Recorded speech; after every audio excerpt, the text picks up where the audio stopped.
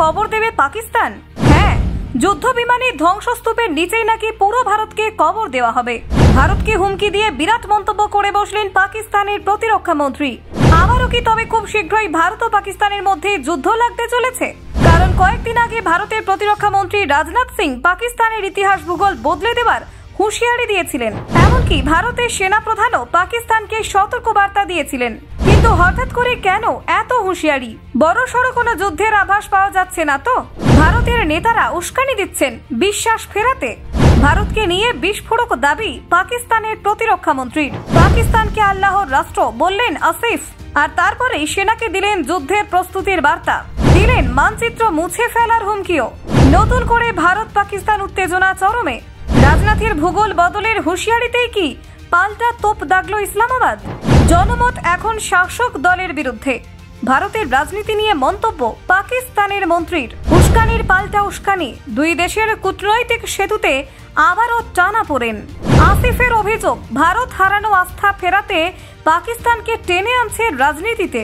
পাকিস্তানের সেনা প্রস্তুত, বার্তা দিলেন প্রতিরক্ষা মন্ত্রী। বললেন, রাষ্ট্র রক্ষায় কোনো ছাড় নয়। হুঁশিয়ারি, প্রতিশোধ আর পাল্টা প্রতিক্রিয়া। ভারত পাকিস্তান সম্পর্ক কি তবে নতুন ঝড় আসন্ন?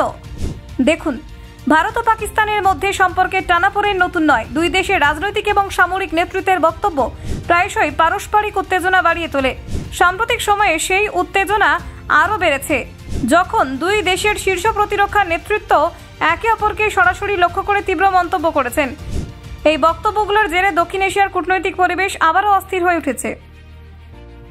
সম্প্রতি পাকিস্তানের প্রতিরক্ষা মন্ত্রী খোয়াজা আসিফ এক সামাজিক মাধ্যম পোস্টে ভারতের নেতাদের তীব্র সমালোচনা করেছেন। তিনি অভিযোগ করেন, ভারতের রাজনীতিকরা পাকিস্তানকে নিয়ে নানান উস্কানিমূলক মন্তব্য করে জনগণের হারানো আস্থা ফিরে পাওয়ার চেষ্টা করছেন। তার মতে এই সমস্ত বক্তব্য কোনো ব্যক্তিগত মত নয়, বরং শীর্ষ পর্যায় থেকে আসা রাজনৈতিক চাপের ফল। আসিফের মন্তব্য অনুযায়ী ভারতের অভ্যন্তরীণ রাজনীতি এখন এক অস্থির মোড়ে দাঁড়িয়ে। তিনি বলেন, জনমত শাসক দলের বিরুদ্ধে ঘুরে গেছে, তাই নেতারা বিদেশ নীতি ও প্রতিবেশী দেশ নিয়ে কড়া ভাষায় কথা বলে নিজেদের জনপ্রিয়তা টিকিয়ে রাখার চেষ্টা করছেন।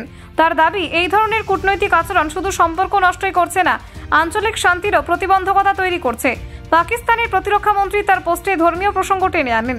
তিনি উল্লেখ করেন, পাকিস্তান আল্লাহর নামে প্রতিষ্ঠিত একটি রাষ্ট্র এবং দেশের সেনাবাহিনী তার রক্ষা করতে সর্বদা প্রস্তুত। তার এই বক্তব্য পাকিস্তানি সমাজের সমর্থন পেলেও ভারতের রাজনৈতিক মহলে তা নতুন করে ক্ষোভ সৃষ্টি করেছে। ভারতীয় দিক থেকে সাম্প্রতিক সময়ে বেশ কয়েকটি উস্কানিমূলক বক্তব্য এসেছে। ভারতের সেনাপ্রধান সম্প্রতি এক বিবৃতিতে পাকিস্তানের মানচিত্র মুছে ফেলার কথা বলেছেন। এই মন্তব্য ইসলামাবাদে ব্যাপক প্রতিক্রিয়া সৃষ্টি করেছে। পাকিস্তানের পররাষ্ট্র মন্ত্রণালয় এই বক্তব্যকে অবিবেচক ও উস্কানিমূলক বলে বর্ণনা করেছে। এদিকে ভারতের প্রতিরক্ষা মন্ত্রী রাজনাথ সিং এক ভাষণে বলেন, যদি পাকিস্তান সন্ত্রাসের পথ না ছাড়ে তাহলে তার ইতিহাস ভূগোল দুটোই বদলে দেওয়া হবে। ব্যুরো রিপোর্ট, অজানার দেশে।